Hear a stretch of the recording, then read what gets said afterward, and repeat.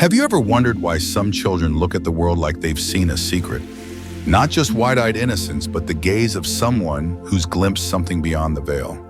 What if the truth is some children die, but not for long, and when they return, they remember more than they're supposed to? This is not a bedtime story, it's a near-death experience. And it began the summer Elia turned 5, the year the pond swallowed her and taught her how to float without a bottom. The day was too hot for reason, the kind of day where the trees barely breathe and the grass lays flat like it's had enough of everything. Elia's mother appeared in the doorway with a glass of iced tea sweating in her hand and said, "It's too hot. Let's go down to the pond." She said it like she was doing her daughter a favor.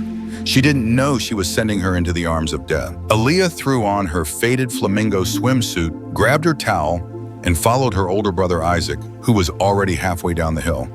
The pond lay at the bottom like a quiet animal still, and sun-warmed. Waiting, Isaac dove in first and began swimming across like he belonged to the water. Elia, smaller and more cautious, noticed a wooden plank floating nearby and thought it might carry her. She climbed on it, belly down, and pushed herself into the middle of the pond, calling out, "Look at me, Isaac." Isaac turned and swam toward her. Too fast, her stomach dropped. She knew what would happen before it did.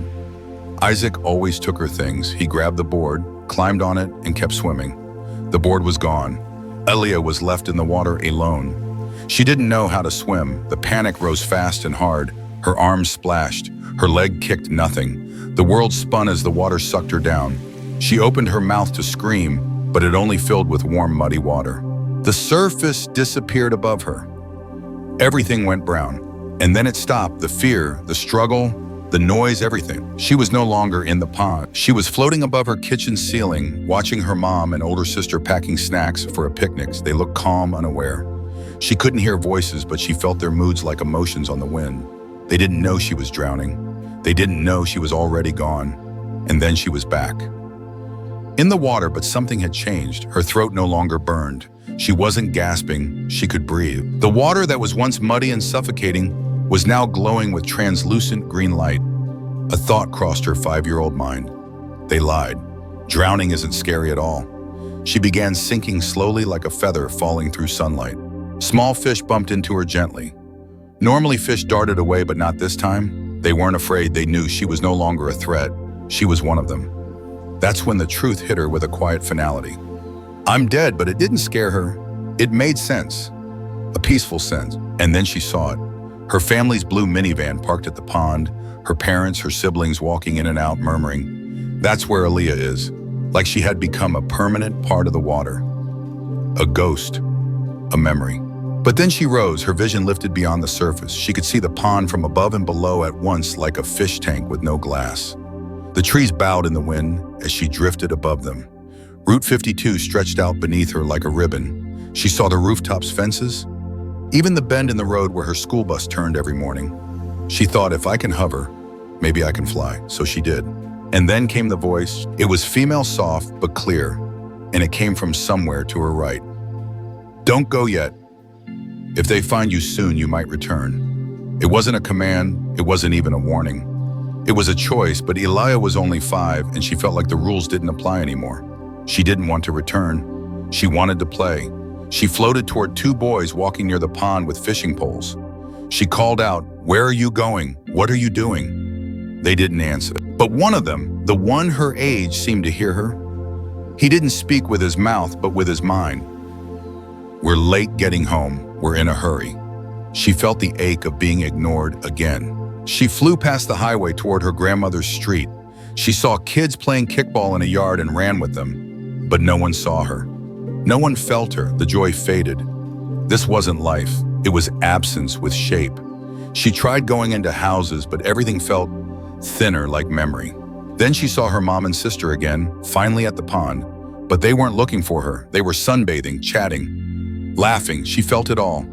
The indifference, the disconnection, and a voice inside her whispered, "They don't love me?" She looked at her brother still on the board and rage flared. He caused this. No one saw. No one saved her.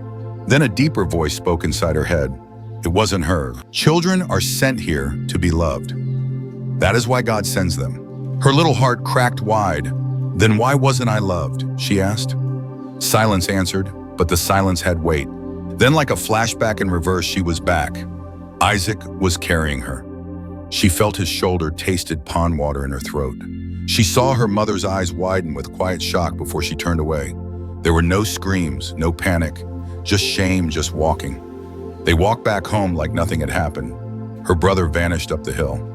She was left alone, sick, weak, forgotten. She stood on the dirt path staring at the pond, the same pond that had swallowed her and then opened a door to something vast and strange and holy. And she took a step toward it. She wanted to go back. Not because she wanted to die, but because it was the only place that had ever felt like it made sense. Then the angel came, the one with the voice. She appeared hovering above the road, a faint figure in a flowing gown of light. "No," she said gently, "don't go back." Elia looked up and whispered, "Why they don't love me?" The angel pointed across the fields. "You will find love one day that way." And just like that, she vanished, and Elia turned toward the house. She was only 5, but she knew she had just had a near-death experience, and life would never be the same. After Elia's near-death experience, the world didn't return to normal. Not really. The sky still turned pink at sunset, the grass still itched beneath her knees, and Isaac still stole her crayons. But everything now shimmered with something unnamed. It was like the curtain between here and there had been pulled back, and now she could see the threads behind the fabric. She couldn't explain it. She just knew more than she should have. Colors felt louder, wind carried word, and sometimes without warning, a feeling would wrap itself around her like a memory from a life that hadn't happened yet. About a week after the drowning, her family went fishing at Vito Lake, a quiet spot wrapped in trees and stillness. Her siblings grabbed their arms and ran to the bank yelling and laughing, but Elia felt pulled in another direction, as if the earth itself whispered, "Come this way." She walked slowly, unsure why her feet moved, only that they had to. She stepped through the trees, the air cooler in the shade, and stopped before a tiny wildflower growing from a crack in the stone. It shouldn't have been there. The rock was solid, sun-baked dry, yet somehow it had broken enough to make room for this fragile green life. Elia knelt beside it, mesmerized. The petals danced in the breeze as if waving to her, as if recognizing her. She felt something stir deep inside, a recognition beyond language. She whispered, "How did you grow here? Why are you dancing?" And the wind answered in her mind, not with words, but with knowing. The flower was not afraid of hard places. It had risen in defiance. It had bloomed where bloom was impossible. In that moment, Elia understood that she was like the flower. A voice inside the same voice from the water, the same presence from her near-death experience spoke clearly. You have the will of a wildflower. You will grow strong in the harshest ground. Your life will not be easy, but you will survive everything. Tears welled in her eyes, not from sadness, but from the strange relief of being seen, truly seen for the first time. She sat beside the flower, feeling not alone for once, but chosen. The voice spoke again, softer now. "And one more thing, you will be beautiful." It was almost playful, almost teasing, like a secret shared between friends. For a little girl who loved her Barbie dolls and dreamed of fairy wings, those words felt like magic. She sprang to her feet, laughter bubbling up in her chest, and skipped back to her family with her arms full of wildflowers, her heart full of promise. She didn't tell anyone about what happened. How could she? There weren't words for it, and even if there were, who would believe a 5-year-old who said the flower talked back? She carried her secret like a charm hidden in her pocket. But that night, squished between her brothers in the back seat on the way home, she smiled to herself. She knew, she just knew, everything was going to be okay. But life, as it always does, refused to stay simple. Days passed and new strangeness bloomed. One afternoon, while the older kids were at school, Elia lay down for a nap in her small bedroom. The sun streamed through the curtain in golden bars. She drifted off, lulled by the hum of a distant lawnmower. But when she opened her eyes, 3 people stood beside her. A man in the middle, flanked by 2 women. They wore long, old-fashioned clothes as if they'd stepped out of a sepia photograph. The women had their hair pulled back, tight aprons over plain dresses. They stared down at her silently, not with menace, but mourning, like visitors at a funeral, like angels, unsure whether to wake the child or carry her away. Elia froze, her breath caught, her heart thudded like a drum. These weren't her family. They didn't belong here. She squeezed her eyes shut and whispered inside her mind, "Go away. Please go away. I don't want to see you." When she opened her eyes again, they were gone. She ran to her mother and asked, "Who were those people in my room?" Her mother frowned. "There's no one here, honey." But Elia knew, just like she knew when someone was about to cry before they did, just like she knew when her teacher was pretending to smile, just like she knew the line between this world and the next was thinner than people realized. Her near-death experience had left the door open and things still slipped through. She began noticing emotions before words, energies before actions. She stopped trying to explain. She just watched, observed, endured. By the time she was 6, she no longer believed in fairy tales. Not the ones where the prince saves you, but she believed in something deeper. Silent truths, quiet watchers, sacred pain. She saw how her parents spoke kindly in public and fell silent in the car. She saw the bruises on her sister's arms, the way her stepfather slammed doors. She felt like a ghost in her own house, invisible until she was in trouble, and yet something kept her rooted.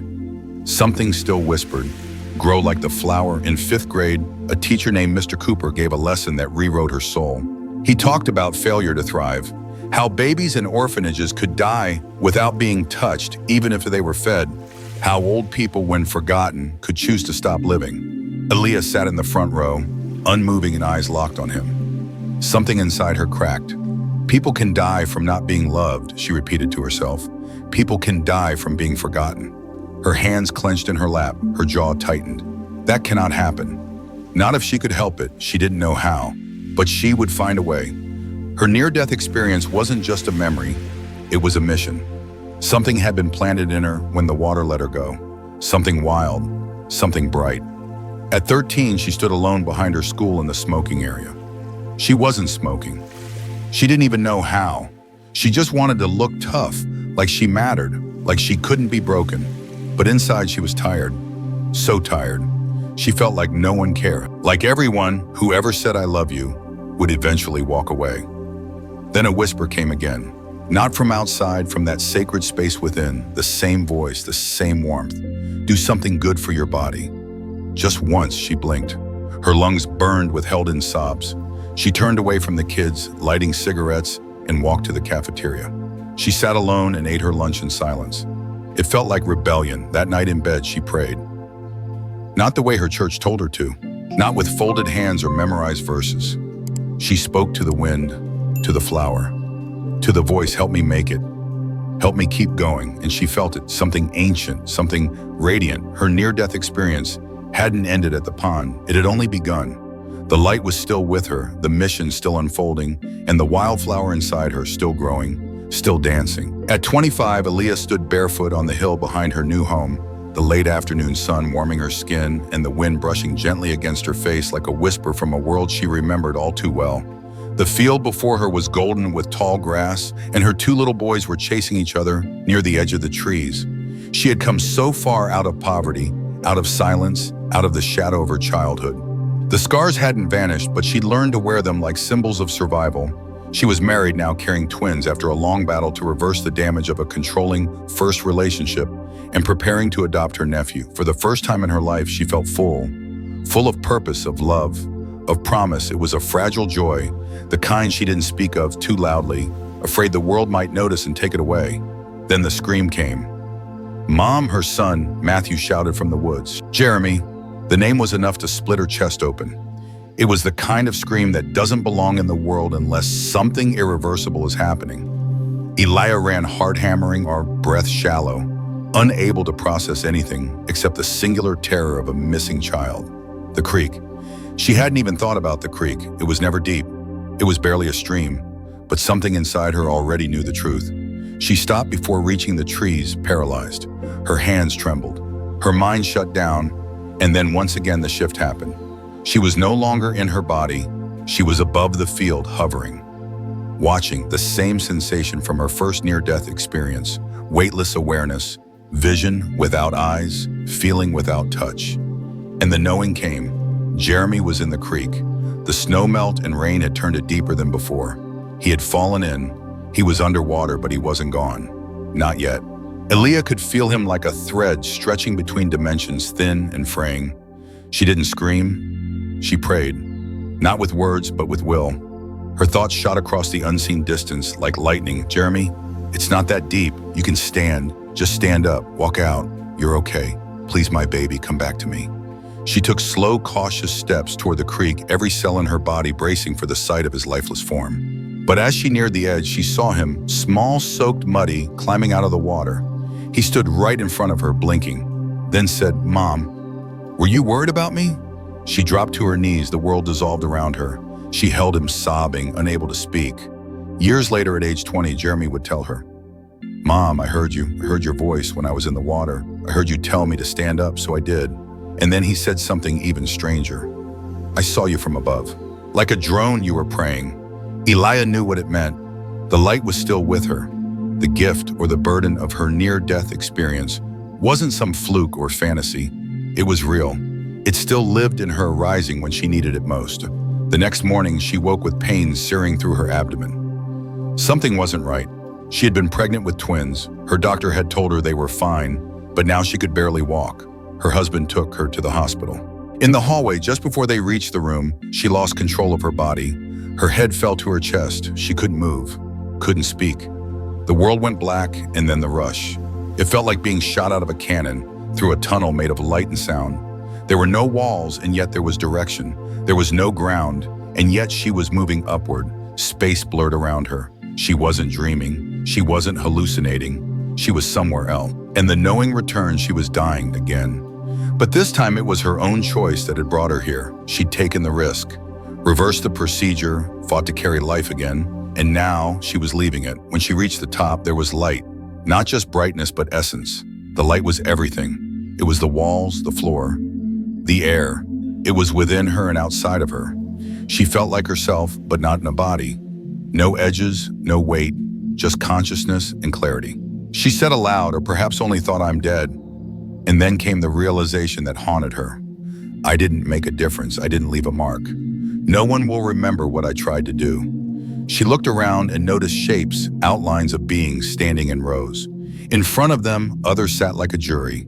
And at the center, seated quietly, was a figure she knew without doubt. Was God, not a man with a beard, not fire and thunder, just presence, vast wise waiting. Elia began to speak.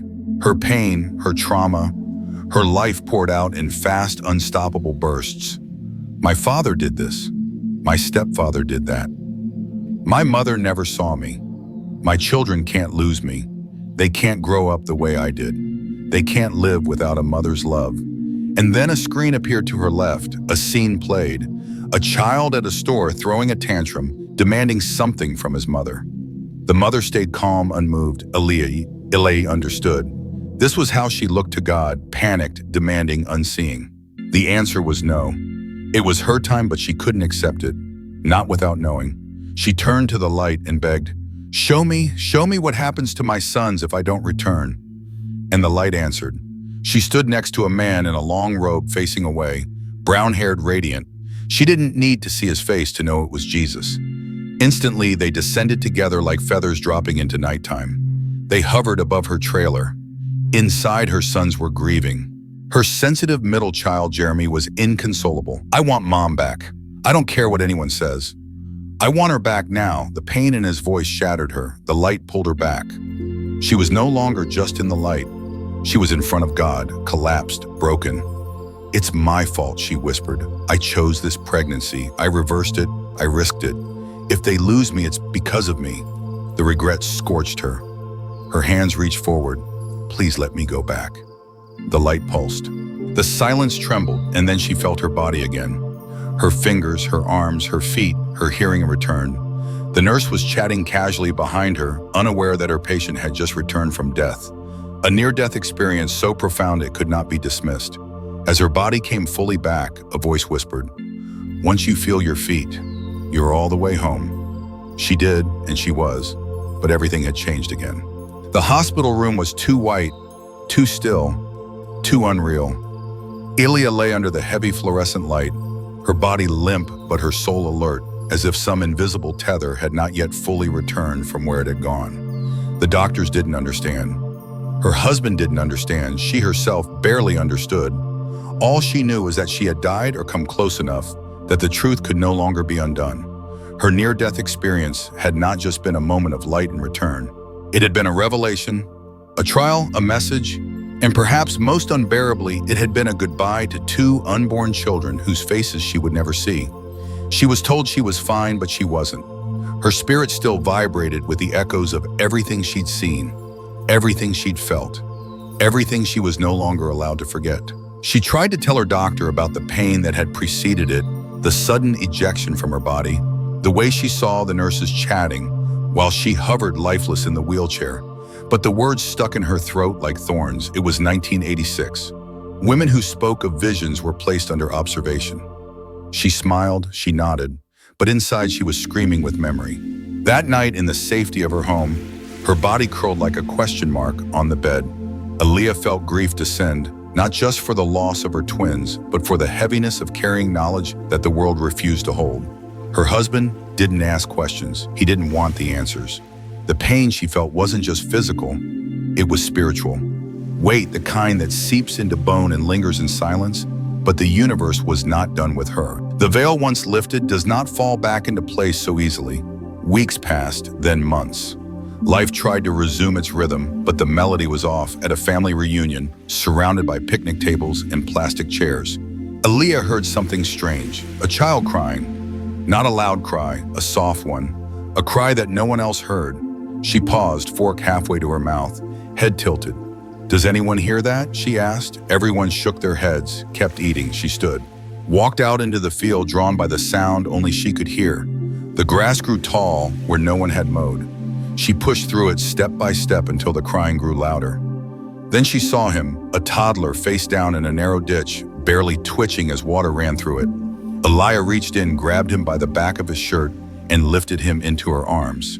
His eyes widened, overflowing with water, and something else, shock, as if he were seeing a ghost. The child didn't scream. He ran, he pointed, but no one seemed to notice. She stood there breathless, as if the entire scene had unfolded in another dimension. A few years later, a man came into her office, a large, quiet man she barely recognized, who said, "That was my little brother. He says an angel saved him. We never knew who it was." Elia began to accept the truth, terrifying as it was. Her near-death experience had not only reopened her connection to the divine, it had changed her completely. She could now feel what others missed, hear what others ignored, see what others denied. It wasn't magic, it wasn't madness. It was a deep, holy sensitivity, born in the place where she had stood between death and return, but it came with a cost. She began having visions, nudges, sudden urges to go places she had no business going. Once driving with her husband through a quiet Ohio town, she shouted, "Pull over," she didn't know why. Just that she had. She ran to a house she had never seen, knocked, and was let in. Inside, a young boy was choking on plastic Easter grass. His aunt stood, frozen, panicked, unsure what to do. Elia grabbed him, pulled the strands from his throat, splashed water on his face, saved him, then she left. No explanation. Just a knowing. Just the quiet voice that had never left her since her near-death experience. And still the world spun on, indifferent to what she carried. At another reunion, people drank, laughed, gossiped. No one mentioned her loss. No one acknowledged her pain. She stepped outside into the damp grass, looked up at the stars, and suddenly remembered everything.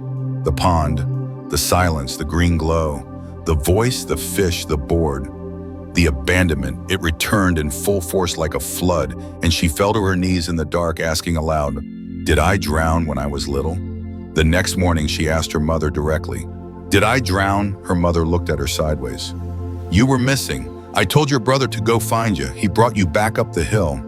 I guess you were under longer than we thought." It was confirmation. Casual, chilling. Like a fact that had never fully mattered. But for Elia, it mattered more than anything. It had been the first gate, the first tear in the fabric of reality. She couldn't ignore it anymore. And so she remembered the promise she had made as a child, that if she lived, she would one day help children who weren't loved. She quit her job, enrolled in college, became a social worker, a protector, a warrior for the invisible. She fostered children, adopted them, held them through tantrums and nightmares. She understood them in ways no textbook could explain, because she had been there, because she had almost stayed there. One case changed her forever. A teacher called her. He's not abused. But something's wrong. Elia looked at the boy, called his doctor. He's fine, they said. But she knew. She called the parents anyway. You don't have to act, but I think something's wrong.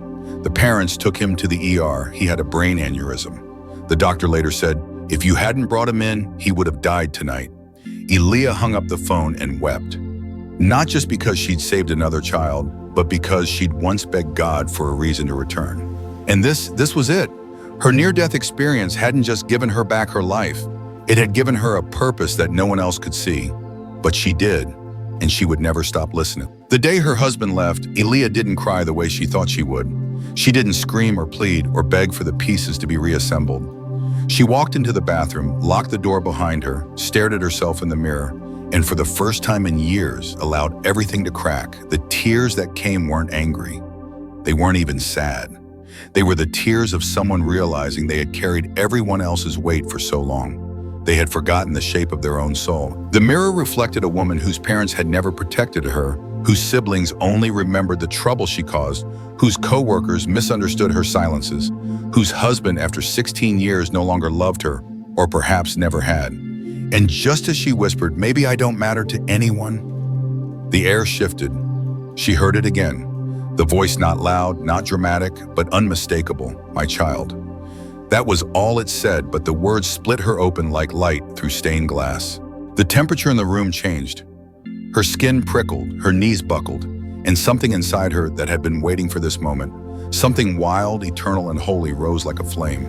She stood there, cheeks burning from crying, heart thudding like thunder, and felt cold tears begin to fall, as if the sorrow had finally turned to surrender.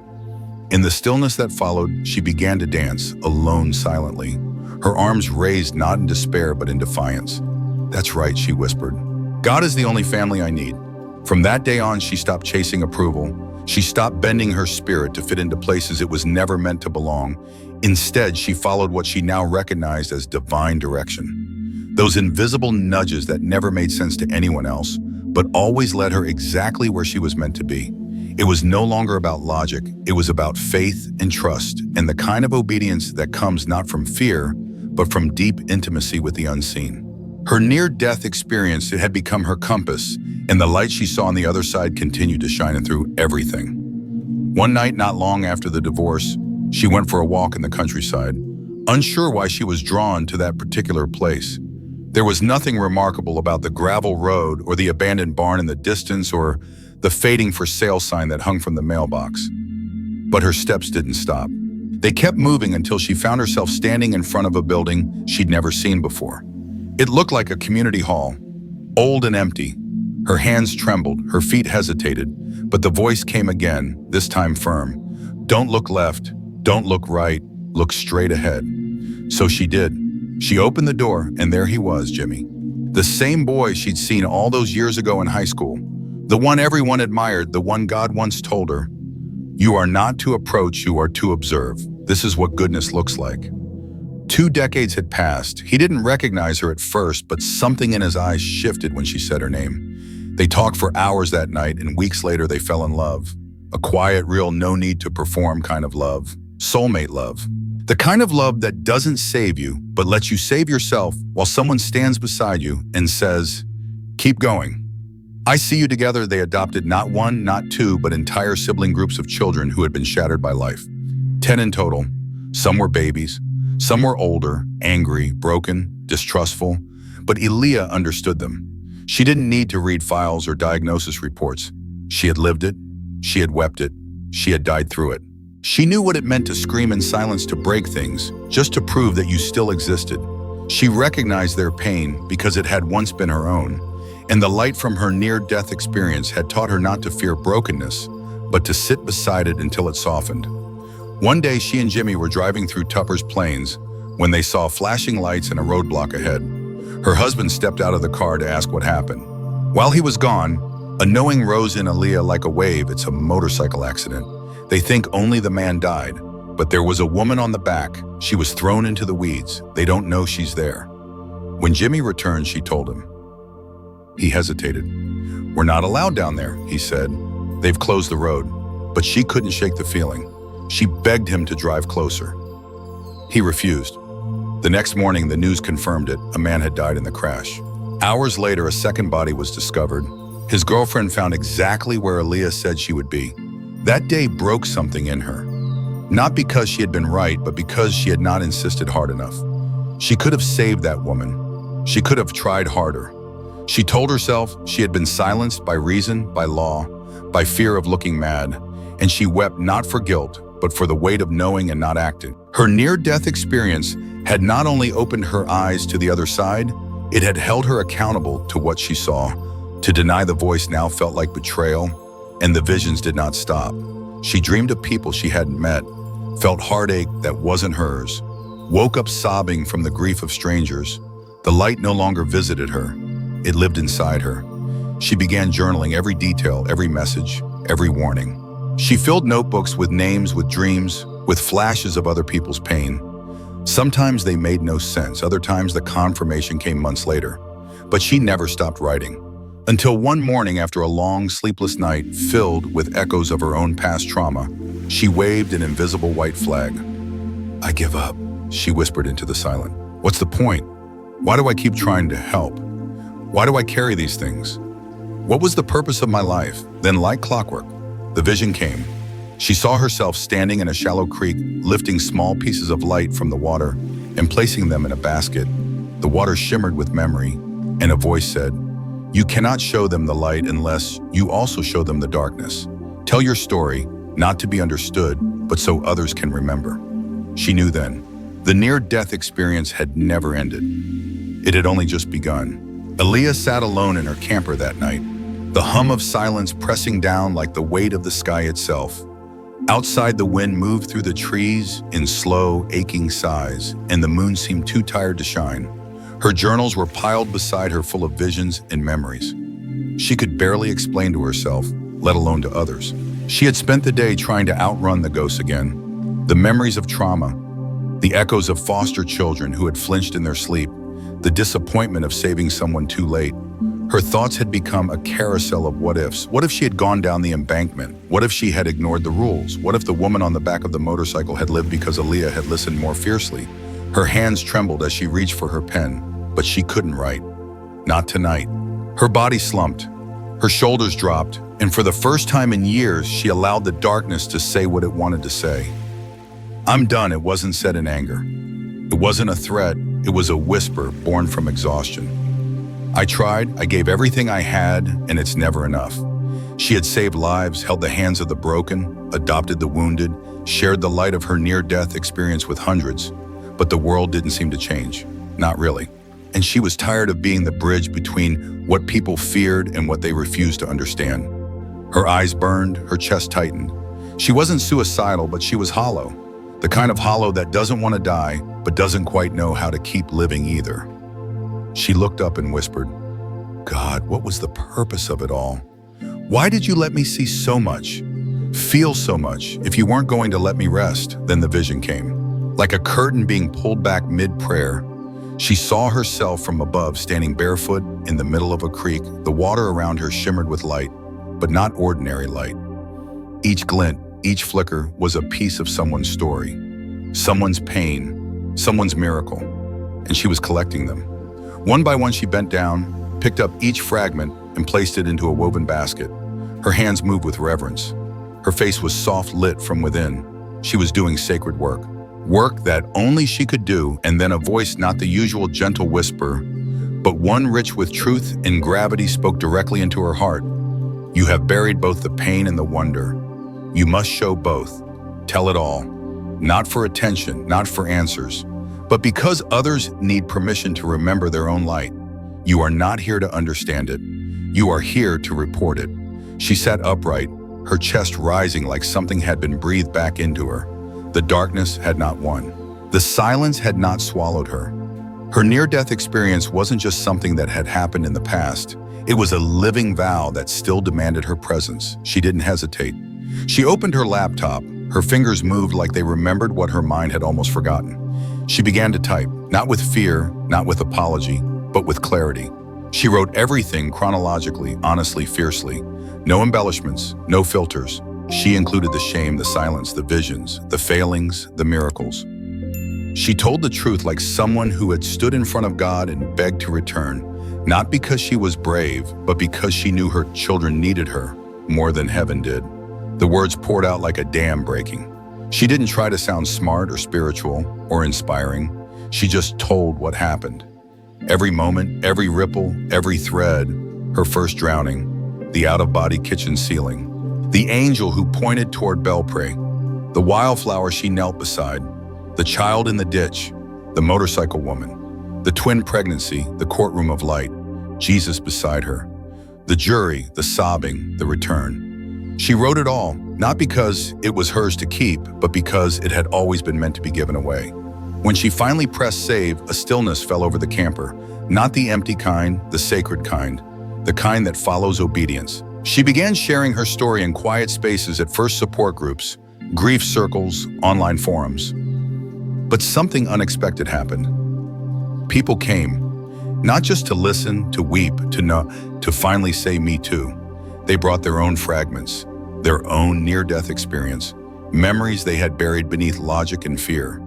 And as Elia spoke, something stirred in them, not belief but remembering. They remembered what it felt like to float outside the body, to hear the thoughts of others, to see without eyes, to feel peace while doctors screamed for defibrillators. They remembered the light. Elia didn't just share her story.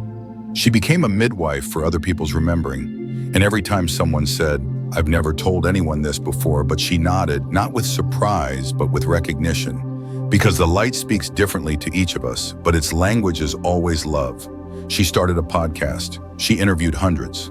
Near-death experience after near-death experience, each one carrying a signature from the divine. The details were different, but the core was the same. You are not your body, you are not alone, and you are so deeply loved. Elia no longer tried to explain what happened to her. She stopped trying to convince skeptics or fit into the framework of science or theology. She wasn't here to be believed, she was here to be honest. That was the assignment. And when she did that, when she spoke from the scar instead of the wound, the light showed up every time in the trembling voice of a caller, in the inbox, message from someone standing on the edge, in the elderly man who said, "You just described what I've carried for 50 years but was too afraid to say out loud." Elia had once begged God for a reason to return. Now she saw it written across every face she met. Her life was not a sermon, it was a permission slip for others to remember, for others to believe, for others to stop being ashamed of the sacred things they saw when the world thought they were gone. Her near-death experience had not just given her insight, it had given her a calling, and she finally said yes. By the time Elia turned 63, she had lived enough lives for 3 women. Not metaphorically, literally. There was the first life, the girl who drowned in a pond and came back changed. The second, the mother who died in a hospital hallway and pleaded with God to return. And now the third life, the woman who knew too much, carried too much, and yet somehow remained wide open to the ache and beauty of the world. She no longer questioned the reality of her near-death experience. It was her compass, her mirror, her fire. But what she didn't expect was that the greatest test of her faith would come not in the dying, but in the living. In the messy, raw, exhausting process of raising children who had already been to hell and back. Elia and Jimmy had adopted 10 children, most of them older. Most of them siblings, all of them carrying trauma in their bones like shards of broken glass. Their wounds weren't visible at first glance. They smiled, they played. They tried to belong. But Elia had walked through too many fires to be fooled by the performance of normalcy. She saw it in their silence, in the way they flinched when doors slammed, in how they hoarded food they never needed to hide, in their rage, their sabotage, their deep aching need to be loved, in the deeper terror that love would destroy them. She knew that fear intimately.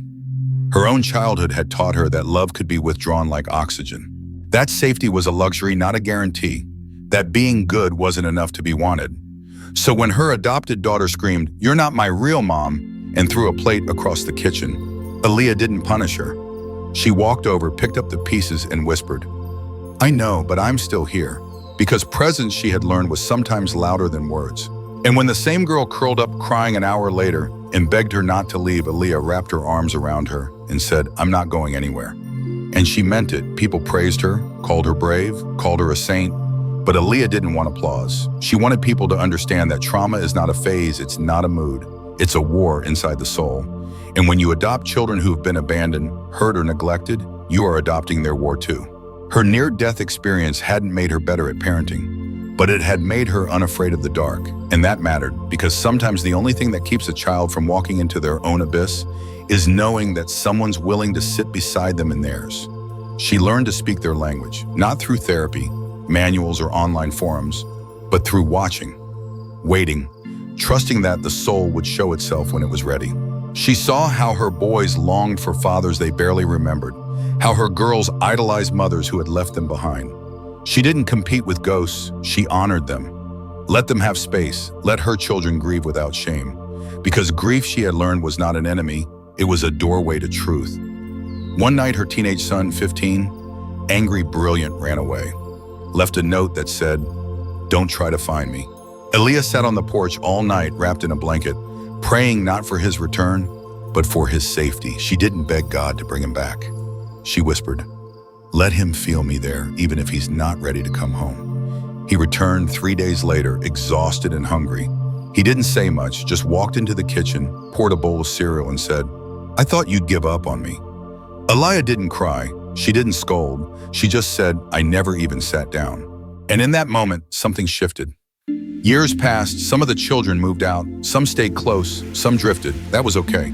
Elia had learned not to measure success by the nearness of their bodies, but by the strength of the invisible threads between them. Love, she believed, was not proven in obedience, but in return. In the way they still called, still came back, still knew her voice.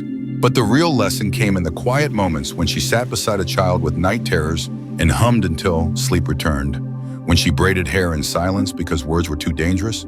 When she stood in the courtroom promising to be their forever home while their biological parents stared blankly ahead.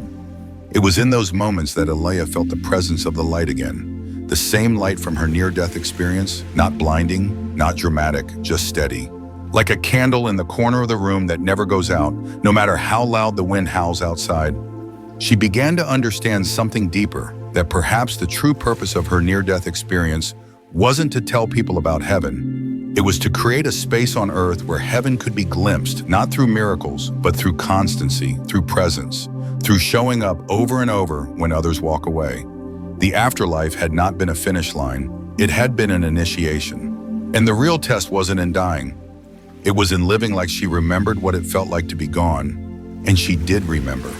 She remembered the feeling of watching her own body from above, the peaceful detachment, the knowing, the soft voice that told her, "You may return, but you will not return," unchanged, and she hadn't, she never would. Because every child who screamed, every child who cried, every child who slammed a door or whispered, "I hate you," into the dark. Each of them gave her a chance to live the lesson she had begged to be worthy of. Her soul had crossed the veil and come back, not once but twice. And what she brought with her wasn't a doctrine or a dogma. It was the discipline of radical love. Elia didn't expect the world to understand. But when one of her grown children called her from another state and said, "Mom, I'm having a baby and I want you there," she smiled. Because that was how she measured success now. In invitations, in trust. In the slow, sacred unfolding of relationships that had been forged in fire. Her near-death experience had not made her perfect, but it had made her permanent. It had been decades since Elia first drowned in that muddy pond. Decades since she heard the voice in the light, since she rose from her body in a hospital hallway, since she asked God to send her back, and yet every now and then something would happen that made it all feel like yesterday. Not because she was clinging to the past, but because the veil never fully closed. Once it's torn, it doesn't sew back, it flutters, and through that fluttering gap, the sacred still spoke. She had become comfortable with mystery. She no longer needed everything to be explained, proven, or categorized. Life was a story written in invisible ink, and sometimes she was just lucky enough to glimpse the next sentence before it was revealed. But even with her acceptance, there were moments that stopped her, hard moments, that reminded her just how thin the fabric between worlds really was. It started with a dream. Or at least she thought it was a dream. In it, she stood in a wide field lit with a kind of golden glow that seemed to come from nowhere and everywhere. Two beings stood before her, neither male nor female, draped in what looked like robes made of wind and light. Their faces weren't visible, but their presence was undeniable. They said nothing at first, just watched her. Then one stepped forward and asked gently, "Are you still praying for Jeff's father?" Elia blinked. "No," she answered truthfully, "we're divorced." "Why would I be?" The beings did not respond. They simply faded like steam rising from stone. She woke up in a rush, confused, unsettled. And then the phone rang. It was her son. "Mom, Grandpa had a heart attack. He's gone." She didn't scream. She didn't cry. She sat quietly, heart steady, soul wide open, because she already knew. And what she knew was this: the other side sees more than we do. It moves before we're ready. It whispers before we hear. And sometimes it speaks just to remind us that time, space, and death are not walls. They're curtains, and they move. After that, the synchronicities came faster. She'd be driving down a road and feel an overwhelming need to turn left, and minutes later find herself helping a woman with a broken-down car who hadn't seen another soul for hours. She'd write down a name in her journal, only to get a message from that exact person the next day asking for prayer. The world was weaving something through her, something much larger than her own mind or memory. She never called it psychic. That word felt too thin, too sensational. She called it remembering what the soul knows when the mind forgets. And for Elia, that remembering always traced back to the light of her near-death experience. The clarity, the purity, the absence of fear, the fullness of love. It was no longer just something she had lived through. It was a compass for how she lived now. Still, she struggled with doubt. Not about what she had seen, but about whether she was doing enough with it. Sometimes at night, she would stand in her backyard under the stars and whisper, "Was that really for me? Or was it meant to be shared louder, wider, further?" And then the wind would shift, or an owl would cry out. Or she'd get a letter from someone in another country who had heard her podcast and written, "You told the truth. I never dared speak." That was when she began to understand the deeper assignment, not to prove, not to preach, but to testify, to speak without needing validation, to walk without needing a crowd. Her near-death experience wasn't about making her special. It was about making her available to life, to love, to divine interruption. One afternoon, while watching the rain slide down her window pane, she thought back to the moment she stood before God, not the booming, dramatic God from pulpits and paintings, but the still presence that had asked nothing of her except the truth. She remembered how she had poured out her trauma like a child throwing broken toys on the floor, asking why it had all been so hard. And she remembered how the answer had not been words but light, how it had held her, how it had said, "This is not punishment, this is transformation." She looked around her home, photos of her children, her grandchildren, the foster kids who still called the letters from strangers, the wildflowers.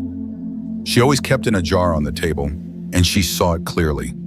Everything she had touched had bloomed, even if it had once been broken. Later that week, while speaking at a gathering of hospice nurses, Elia stood in front of the group and said something she hadn't planned. "The most important thing you'll ever do," she said, "is sit with someone when their eyes begin to see what we cannot, be the calm, be the warmth, be the last kindness they feel on this side of the veil. And when they cross, trust that they are not alone. I know this, not because I believe it, but because I remember." The room went still. Afterward, one nurse hugged her and said, "You just helped me understand what my father was seeing before he died. Thank you." Elia smiled. It wasn't about applause, it never had been. It was about resonance. When truth is spoken without agenda, it rings like a bell inside the soul. That night, back in her camper, Elia lit a candle and opened her journal. She wrote one sentence: "The light keeps asking me to stay open."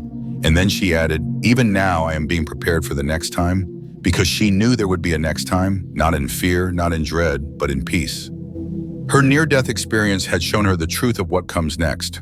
But it had also shown her this: the soul's real work happens here, in the ordinary, in the hidden, in the way we choose presence over escape, grace over pride, love over armor. And when that next time came, when the veil pulled back for the final time, Elia would not be afraid. She would walk into the light the same way she had walked through life ever since, awake, grateful, ready. Long after the speaking events quieted and the podcast interviews slowed, Elia remained who she had always been, a woman shaped not by what she had survived, but by how she had remembered it. She no longer lived to explain her story, she lived to embody it. The near-death experience had long ceased to be an episode to recall. It had become the frequency of her life, the hum beneath every kindness, every knowing glance, every act of love given without demand. In her final years, people still wrote to her letters from across oceans and lifetimes. Strangers who had read her book or heard her voice in a podcast recorded a decade ago, and each one carried the same tremor beneath their words. I thought I was the only one, and she would smile because she had once thought that too, that she was alone with her visions, alone with the knowing, alone with the way the veil had never quite closed again after it first tore open. But what she had come to understand was those who have crossed over and come back are not given clarity. They are given responsibility to listen more deeply, to live more deliberately, to love more fiercely. Elia never claimed to be special. She simply claimed what had happened. She no longer needed science to verify it or religion to approve it. Her body had died, her soul had risen. Her spirit had stood before the presence of God, not a figure, not a man, but a radiance so complete that it erased the idea of being separate.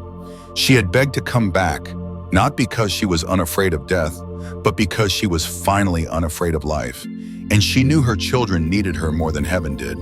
That near-death experience had given her a second breath, and a third, and maybe even a fourth. Because every time she wanted to give up, to shut down, to disappear into the background of her own life, that light called her again. Not loudly, but with truth. Not with force, but with remembering. The last time it came, it didn't ask her to return. It simply stood beside her quietly and waited. Elia had been standing in her backyard that morning, watching the fog lift off the hills, her hands wrapped around a chipped coffee mug that had outlasted 2 kitchens and 3 moves. She was alone, but not lonely. Jimmy was inside, the kids were grown, the grandchildren were due to visit later that afternoon. And for a moment, the whole world held its breath. She felt it in her chest, not pain, not warning, but a presence, as if the light was leaning in close, checking in, reminding her, "We are still with you." She closed her eyes and whispered, "I'm not afraid." Because she wasn't. The fear that had once haunted her, the fear of abandonment, of insignificance, of being unloved, had long since been turned to ash by grace, and she had risen from those ashes more real than she had ever been before. That evening, she wrote one final message in her journal. It was not for herself, it was for whoever would read it after. It said, "If I've learned anything, it's this. Don't wait until you die to wake up. Don't let the near-death experience be the only doorway to truth. Let the heartbreak wake you. Let the grief wake you. Let the beauty wake you.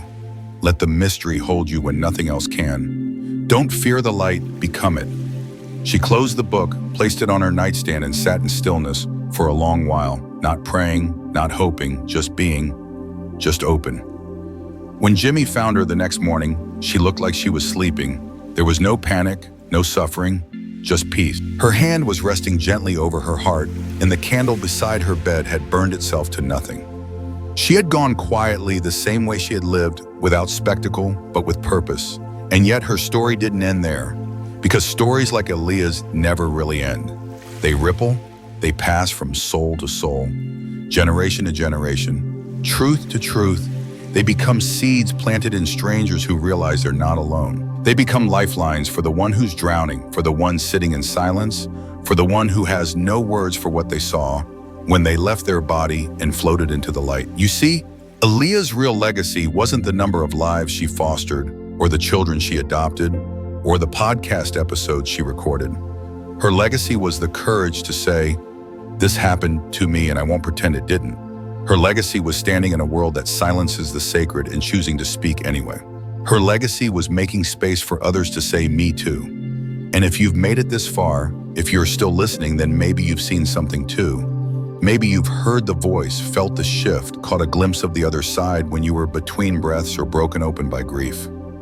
Maybe you've had your own near-death experience and didn't know what to do with it. Or maybe you've simply wondered in the quiet of night if there's more to this life than flesh and time and gravity. Let me tell you what Elia would tell you now. You are not crazy, you are not imagining it. The veil is real and it is thin. And if you've been allowed to see through it even for a second, then you carry something the world needs desperately right now. A remembering, a softness, a truth that doesn't demand belief. It only asks to be lived, so live it. Live it so loudly with your kindness and your courage that people have to ask what it is that burns so gently inside you. Live like the veil never closed, like the light never left, like the miracle already happened, and now your life is simply a thank you. And if this story reminded you of something you've seen or felt or buried, don't let it fade again. Speak it, Share it. Send it to someone who needs to remember that they are not alone. Subscribe to this channel because there are more stories like Elia's waiting to be told, waiting to be heard, waiting to change the life of someone who thinks no one else would believe them. We are building a sanctuary here, not of walls and doctrine, but of remembrance and voice. This is not entertainment, this is homecoming.